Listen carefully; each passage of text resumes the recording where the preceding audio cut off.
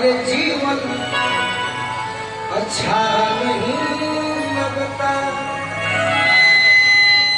ये दोनों निमन बात। देखिए बाउरा निमन कौन हो गए जब पुरान हो रहा एक परदेसी तेरा दिल ले गया जाते जाते मीठा मीठा ये बात हो गई कौन जब एगो भाई याद दिल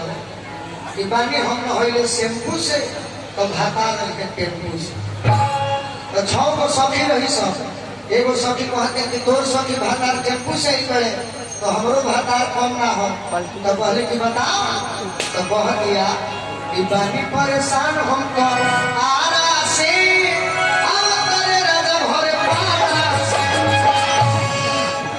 सबको सखी कम ना रहे वो कह दिया गर्मी के दिन में सखी ये हम कॉले बनी नाई सिल से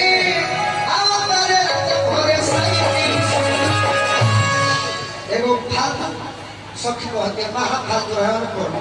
कहते कि घर लेके चोली हम तो पैसा से राजा घर पैसा यही सब गीत के कोनो जवाब नहीं थे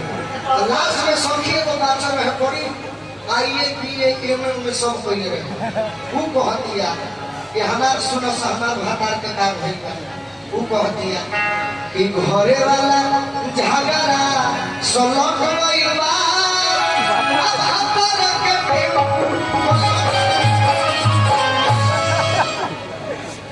मर गइल हमरा के मुसलमानते बना के छोड़